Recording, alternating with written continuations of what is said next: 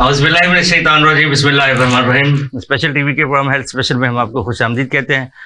नाजरीन, आज का जो हमारा टॉपिक है वो है मोटापा, ओबेसिटी।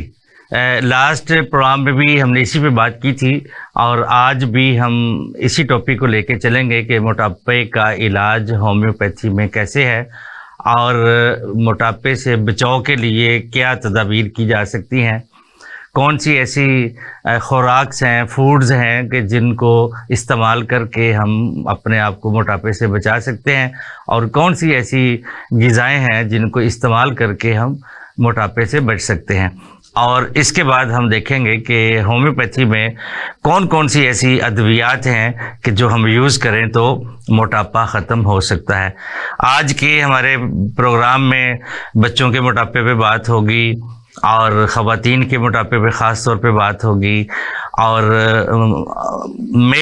मर्दों के मोटापे पे भी बात होगी कि क्या ये मोटापे ये सारे एक ही तरह के हैं या इनमें कुछ फ़र्क है। ओबेसिटी जो है ये ख़वातीन की किस किस जो काजेज़ हैं, कौन कौन सी काजेज़ हैं जो ख़वातीन का वेट बढ़ाती हैं, हमारी बेटियों का, नौजवान बच्चों का, उनका वेट क्यों आजकल ज़्यादा बढ़ रहा है, कौन सी ऐसी शिकायत हैं और उसके बाद इसका हम इलाज जो है होम्योपैथिक अद्वियात के ज़रिए कहाँ तक मुमकिन है। पाकिस्तान के माया नाज होम्योपैथिक डॉक्टर्स का पैनल हमारे दरमियान मौजूद है। पहले तो हम अपने पैनल का तारुफ करवाते हैं और उनका शुक्रिया अदा करते हैं, उसके बाद अपने टॉपिक की तरफ चलते हैं। मेरे साथ दाएं तरफ डॉक्टर साइमा तजम्मुल साहब हैं, होम्यो एक्सपर्ट हैं, शहर लाहौर में 2 दहाइयों से, अब आज उस पर बात नहीं होनी चाहिए, 2 दहाइयों से जो है वो होम्योपैथिक अद्वियात के ज़रिए आवाम की खिदमत कर रही हैं। तो जो हमारे दरमियान में है सेक्रेटरी जनरल CUH पाकिस्तान, अब तो मैंने इनके साथ लेजेंड भी लगाना शुरू कर दिया है, तो डॉक्टर अकील जावेद साहब हैं, माशाल्लाह आप इनको अरसा दराज से जानते हैं। साथ में हमारे सीनियर मोस्ट जो एक्सपर्ट हैं, होम्योपैथिक डॉक्टर हैं, डॉक्टर इजहार खान साहब, आप वाइस चेयरमैन CUH पाकिस्तान हैं। तो सर, सबसे पहले तो मैं आप तीनों हजरात का बहुत मशकूर हूँ कि आप अपना कीमती वक्त निकाल के हमारे स्टूडियो में तशरीफ़ लाए।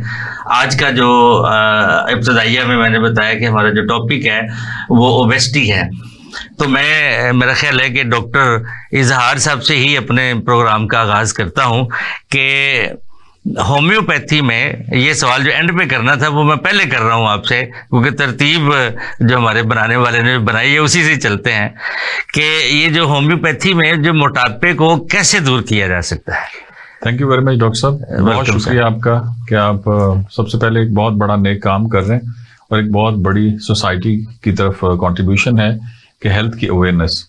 आई थिंक कोविड के बाद दुनिया का ट्रेंड बिल्कुल ही चेंज हो गया और हेल्थ जो है वो नंबर 1 प्रायोरिटी पे जो पहले नहीं थी आ गई और इंसान को समझ आ गया कि हेल्थ जो है और सेहत जो है यही सबसे इम्पोर्टेंट है। आज का जो टॉपिक है ओबेसिटी, ये एक पाकिस्तान नहीं पूरी दुनिया का वन ऑफ द अलार्मिंग एक टॉपिक है, इशू है। और जो खतरनाक बात है वो कि आने वाली जो जनरेशन है, जो बच्चे हैं, उनमें भी बहुत ज्यादा हो रहा है। तो ये पूरी दुनिया में जो एक ट्रेंड चला है कि जो फास्ट फूड का कॉन्सेप्ट है, ठीक है, और उसके अलावा हमारा जो लाइफस्टाइल है, सेडेंट्री लाइफस्टाइल है, वो है, उसकी जितनी ज्यादा एक बढ़ोतरी हो रही है तो उस वजह से ये प्रॉब्लम बहुत ज्यादा दुनिया में बढ़ रही है। इसमें मैं समझता हूँ कि सबसे जो बड़ा रोल है वो, अगर हम होम्योपैथी तो देखें, ट्रीटमेंट के हवाले से एक होता है, कोई भी ट्रीटमेंट चाहे वो एलोपैथिक हो, तिब हो, होम्योपैथी हो, मैं जाती तौर पे समझता हूँ कि जो ट्रीटमेंट का जो इसमें आता है शेयर, वो लास्ट में आता है। सबसे इंपॉर्टेंट 2 चीजें हैं अगर हम ट्राइका बनाएं, मेडिसिन एक ट्राइका, नंबर 2 डाइट सेकंड, और नंबर 3 लाइफस्टाइल। तो इसको अगर हम इस तरह से डिवाइड करें ट्राइका की फॉर्म में, तो जो सबसे अहम चीज है वो डाइट है। 50 to 70% तक मेन जो रोल है वो आपकी किसी भी डिजीज के हवाले से वो आपकी डाइट का है। अगर आपकी डाइट प्रॉपरली अलाइंड नहीं है और स्ट्रीमलाइन नहीं है और आप सही डाइट पे नहीं है जो नेचर ने आपके साथ एडजस्ट किया है, तो डेफिनेटली आपको कॉम्प्लिकेशन होनी शुरू हो जाएंगी। नंबर 1। Number 2 lifestyle. इस पे इंशाल्लाह डाइट पे हम बात करेंगे तफसील से। नंबर 2 लाइफस्टाइल, जैसे सेडेंट्री लाइफस्टाइल है जिसमें हम लोग फिजिकल एक्सर्शन हमारी बिल्कुल तकरीबन खत्म हो चुकी है, और हमारी जो अगली जनरेशन है वो चूंकि एक गैजेट्स को बहुत ज्यादा टाइम दे रही है, बैठने का ट्रेंड डेवलप हो रहा है, फिजिकल एक्सर्शन का कॉन्सेप्ट आहिस्ता आहिस्ता खत्म होता जा रहा है। तो आजकल के जो बच्चे हैं वो तो गेम्स भी मोबाइल पे खेलते हैं, ठीक है, तो वो समझते हैं हम गेम्स खेल रहे हैं, ठीक है। तो ये एक बहुत बड़ा पूरी दुनिया को इस हवाले से प्रॉब्लम फेस करनी पड़ रही। तो लाइफस्टाइल पे भी हमें बात करना चाहिए। और तीसरे नंबर पे आती मेडिसिन। तो मेडिसिन डेफिनेटली होम्योपैथिक जो है वो बेसिकली मैं तो उसको नेचुरल मेथड ऑफ ट्रीटमेंट कहता हूँ, and this is a method of haven. ये एक आसमानी इल्म है जो इतना हैरान कुन है, जिसके बारे में पाकिस्तान जैसे मुल्क में शायद इतनी बात नहीं हुई, और इसको उस तरह से गवर्नमेंट लेवल पे भी और वैसे भी इस तरह से पजीराई नहीं मिली। क्यों? इसके बैक पे बहुत सी रीजंस हैं। तो मैं समझता हूं कि हर इंसान को, मैं जाती तौर पे देखें समझता हूं कि बच्चों को हम कहते हैं कि जो मर्जी आप पढ़ें, जो मर्जी बने। अभी डॉक्टर साहब से बात हो रही थी, तो होम्योपैथी उन्हें सेंस जरूर होना चाहिए। तो ये अगर आप अपनी हेल्थ के इशू को कंट्रोल करना सीख जाए फैमिली, ठीक है, और इवन खवातीन को जो है, जो बच्चियां हैं जो जिनकी शादी होने जा रही है या जो मैरिड हैं, उनको अपनी फैमिली की लाइफस्टाइल के हवाले से होम्योपैथी जरूर पढ़ना चाहिए। तो ये बेसिकली 3 कॉन्सेप्ट हैं जिस पे इंशाल्लाह हम बात करेंगे। तो एक स्लोगन जो है जो जनरली हम मीडिया पे दे रहे हैं, इससे अगर हम स्टार्ट करते हैं, कहते हैं कि आपका जो किचन है वो कहते हैं हम घर का खाना खाते हैं। तो घर का जो खाना है, मैं समझता हूं कि ये एक बहुत बड़ी रीजन है बीमारियां पैदा करने की। अब इस पे हैरान होते हैं कि घर का खाना कैसे बीमारियां पैदा करने की रीजन हो गया। एक हमारा स्लोगन चल रहा है, मीडिया पे भी हम बात करते हैं सारा, कि food as medicine and kitchen as clinic. इसको अगर हम अजबर कर लें और अपनी जनरेशन को ये समझा दें कि जो खाना है, अगर वो आप मेडिसिन की तरह खाना सीख जाएं तो आपको कभी मेडिसिन नहीं लेनी पड़ेगी। और किचन जो है आपका कंप्लीट, वो आपका एक क्लिनिक है। इसको अगर हम समझें तो बहुत ज्यादा इंपॉर्टेंट है। इसी की इंफॉर्मेशन अगर एजुकेशन इंस्टीट्यूशंस में बच्चों को साथ साथ हम देना शुरू कर दें तो मैं समझता हूं कि ये बहुत इंपॉर्टेंट है। और अगर बेसिक हेल्थ की एजुकेशन जब तक किसी बच्चे को सेंस ना हो या न्यूट्रिशनल बेसिक गाइडेंस ना हो, उस वक्त तक उसे कोई डिग्री अवार्ड नहीं होना चाहिए। तो ये एक बेसिक कॉन्सेप्ट है। इसमें सबसे हमारी जो किचन में जितनी मेन चीजें हैं उन पे तवज्जो देने की जरूरत है। ओबेसिटी के हवाले से जब तक हम उनको ठीक नहीं करेंगे कुछ नहीं हो सकता। उसमें नंबर 1 आपका आटा है, ठीक है। अब आटे में 2 तरह की चीजें, एक तो मैदे की फॉर्म में इतनी ज्यादा चीजें हम यूज कर रहे हैं जो कि फास्ट फूड की पूरी रेंज है, और उसके अलावा इवन चपाती भी खाते हैं तो वो क्या है, वो भी मैदे की है, वो फाइबर की फ्री है। देखें, जब तक आप, अब इसमें एक और इंफॉर्मेशन, लोग कहते हैं हम तो चक्की का आटा खाते हैं, जो मैक्सिमम अपनी लेवल पे इंफॉर्मेशन रखते हैं वो कहते हैं हम चक्की का आटा खाते हैं। भाई चक्की का जो आटा आप खा रहे हैं, वो जो चक्की चल रही है ना, वो बेसिकली उसमें फाइबर जल रहा है। तो आपको थोड़ा सा और पीछे आना पड़ेगा।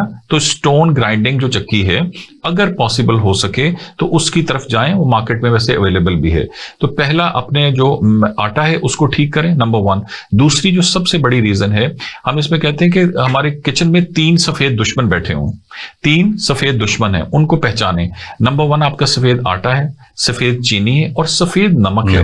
नमक के बारे में जो है ना वो लोगों को अवेयरनेस नहीं है।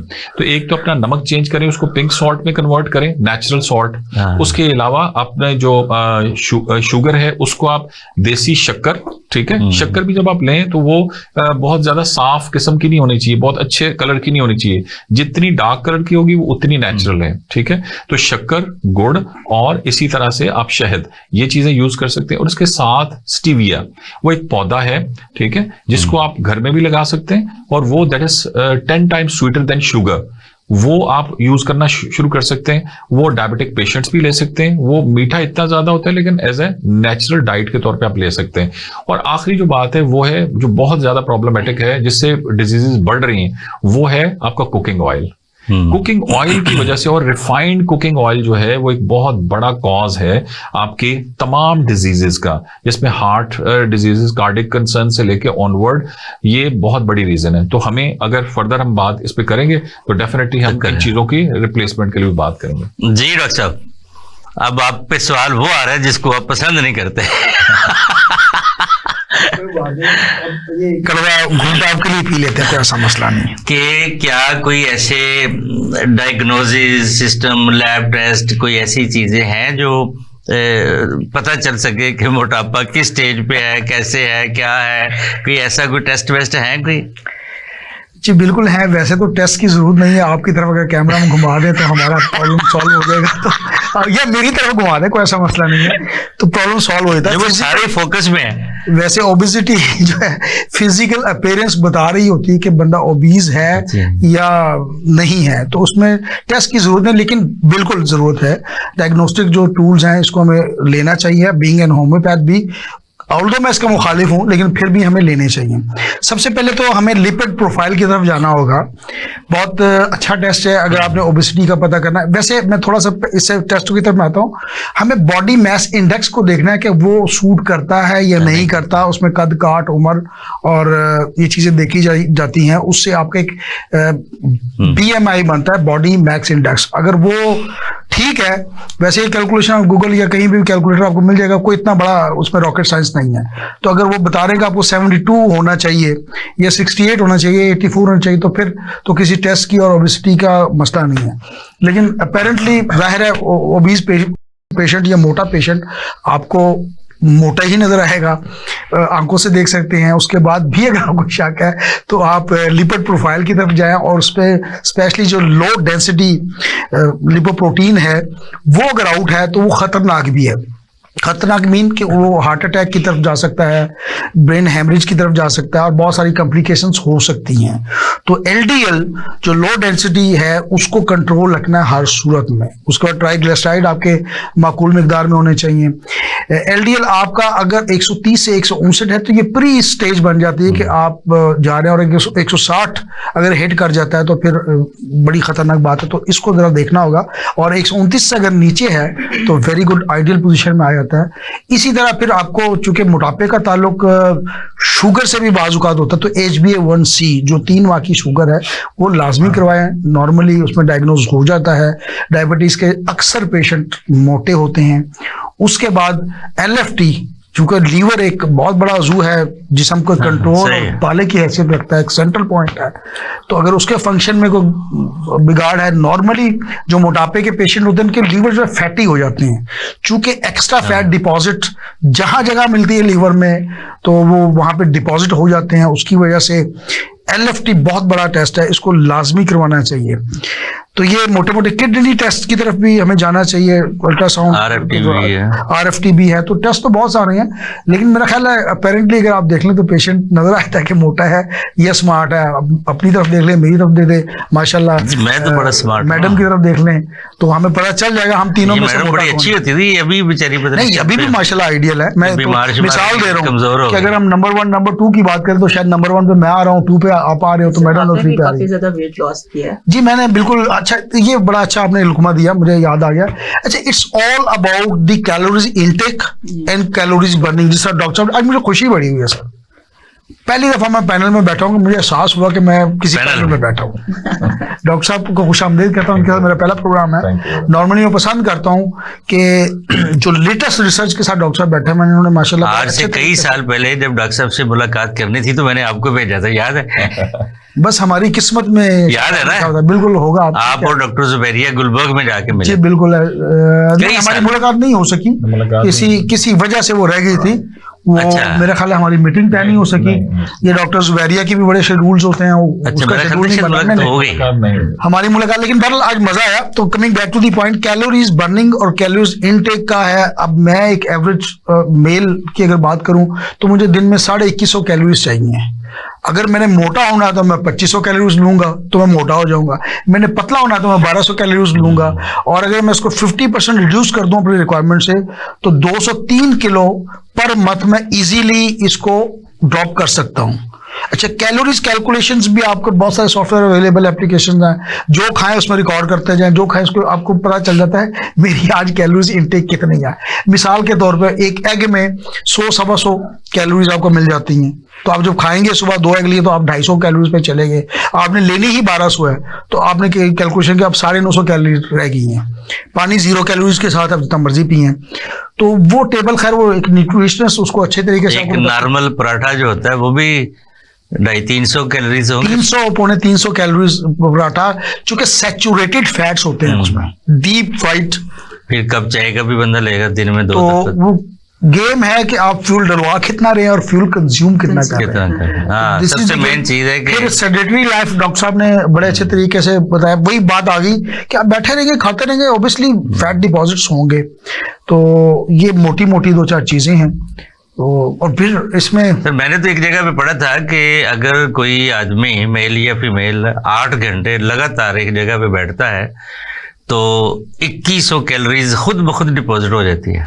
उसके साथ आप जो इसकी कन्वर्जन जो है वो सिगरेट स्मोकिंग के दौरान जितने आप घंटे बैठ रहे हैं, ठीक है, अगर 8 घंटे बैठ रहे हैं तो कम से कम मिनिमम 1 पैकेट सिगरेट आप पी रहे हैं, हाँ। यानी उसमें, और आपको हर घंटे बाद सिगरेट में भी कैलोरी होती है। नहीं जी, ये तो होती है जी, बिल्कुल मैं आता हूँ, बिल्कुल होती है कैलोरी। मैं आता हूँ जी, मैं इसको एफिलिएट करता हूँ इनके सवाल के साथ, बिल्कुल। और इसके अलावा जनरली जो हमें बेसिकली जो है लोगों को, मैं जाती तौर पे समझता हूँ कि लोगों को हमें बेसिक चीजों की अवेयरनेस देना चाहिए।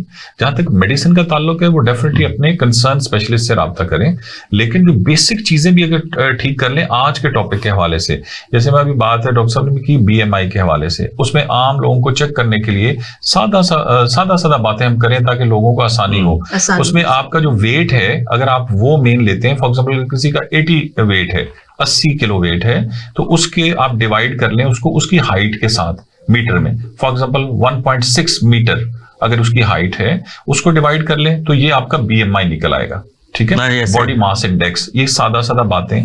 इसी तरह से आप जो है ना, हम असल चीज की तरफ नहीं आते, हम एक जो बेसिक कॉन्सेप्ट समझ लें कि जब तक आप अपनी बॉडी को डिटॉक्सिफाई नहीं करेंगे उस वक्त तक कोई भी डिजीज खत्म नहीं हो सकती। ये बिल्कुल ऐसे आम समझाने के लिए कि आपका जो एक सीवरेज सिस्टम होता है जो किचन का है या वॉशरूम का है, वो अगर ब्लॉक हो जाए किसी वजह से, ठीक है, तो आप उस पर चाहे परफ्यूम्स डालते रहे, कुछ डालते रहे, वो कोई फायदा नहीं है। तो इसी तरह से हमारा प्रॉपर एक सिस्टम है अल्लाह ताला ने एक पैदा किया है। तो हमारा जब तक डिटॉक्सिफाई, हमारा कोई भी जो डिजीज है, सादा समझ लें असूल कि किसी भी डिजीज की बेसिक रीजन क्या है कि आपकी बॉडी में टॉक्सिन्स रुकना शुरू हो जाते हैं। जब आपकी बॉडी में टॉक्सिन रुकना शुरू हो जाएंगे और वो डिटॉक्सिफाई नहीं होंगे, निकलेंगे नहीं, तो वो जिन पार्ट्स में डिपॉजिट होना शुरू हो जाएंगे उसको बीमारी कहते हैं। अगर वो हार्ट में डिपॉजिट होना शुरू हो जाएंगे तो वहां ब्लॉकेजेस हो जाएंगे। आर्थराइटिस के इश्यू में अगर घुटनों में होना शुरू हो जाएंगे वहां हो जाएंगे, यानी ब्लॉकेज। इसी तरह से लिवर बहुत बड़ा इंपॉर्टेंट पार्ट है। अभी हम इस बारे में भी जनरली बताते हैं लोगों को समझाने के लिए, और यूथ को खासतौर पर ये बहुत अहम बात अभी होने जा रही है कि अगर अभी भी लेटेस्ट रिसर्च आ चुकी है कि जिस पे अगर आपका लाइफस्टाइल में रात 11 बजे से लेकर 3 बजे तक आपका जो लिवर है ये बेसिकली डिटॉक्सिफायर भी है, तो उस दिन की जो आपने डाइट ली है या जो आपने अपने बॉडी के साथ किया है तो वो 11 से लेकर 3 बजे तक आपकी बॉडी को डिटॉक्सिफाई करेगा लिवर। कब करेगा? अगर आप प्रॉपर टाइट स्लीप में हैं, यानी अगर आप 10 बजे सोए हैं या 10:30 बजे सोए हैं और टाइट स्लीप में 11 बजे चले गए हैं तो 3 बजे तक आपका उस दिन के टॉक्सिन्स आपने निकाल देने उसने, ठीक है। अब आप सोचें कि अगर आप कितने अरसे से लेट सोते रहें और आपका जितना भी गट हेल्थ है वो प्रॉपर फ्लश आउट नहीं हुआ तो आपका लिवर क्या करेगा? इस तरह से अगर उसके ऊपर ऑलरेडी फैट्स आ चुकी हैं तो उसके पोर्स बंद हो गए, ठीक है, उस पे वेट भी आ चुका है, उसकी तो फंक्शनैलिटी जो है ना वो डिस्टर्ब हो चुकी है। तो ये सादा बात ये कि एक ये कि अपनी डाइट को, गट हेल्थ सबसे इंपॉर्टेंट है, अपना आप स्टमक जो है उसको बिल्कुल क्लियर रखें, अपनी गट हेल्थ पे तवज्जो दें। नंबर 1, अगर आपकी गट हेल्थ का मतलब है आपका हाजमे का निजाम, अगर वो ठीक नहीं है तो कुछ भी काम कारगर नहीं होगा क्योंकि चीजें रुकना शुरू हो गई, ठीक है। उसके बाद आप फ्लश आउट करें, सुबह कैसे फ्लश आउट हो रहे हैं, ठीक है, जब आप सुबह जाते हैं तो इस चीज पे ध्यान दें। और इस हवाले से रात जितना ज्यादा, दूसरा है टाइम, बहुत इंपॉर्टेंट है। जैसे आप डाइट में हम बात थोड़ी थोड़ी करते रहेंगे, दूसरा है टाइम। जो टाइम क्लॉक है आप सूरज के साथ अपनी जिंदगी को शामिल कर लें, ठीक है। अगर आपने अपना डिनर, ये एक बहुत बड़ी बात है, यहाँ पे हम अजीबो गरीब किस्म की आदात में उसमें हो चुके हैं, उनकी मशगूल हो चुके हैं कि लोगों को, वो कहते हैं शायद यूरोप की जिंदगी सारी रात खाना जागना। ओ भाई, आप यूरोप कभी गए हो तो आपको पता हो, यूरोप में तो बिल्कुल रिवर्स है इसके। यूरोप में वो चीजें हो चुकी हैं जो कि हमारे दीन ने बताई हैं। वहां पे देखिए 5 बजे एग्जैक्ट आपकी शॉप्स बंद हो जाती हैं और डिनर जो है एवरेज 7 बजे हो जाता है।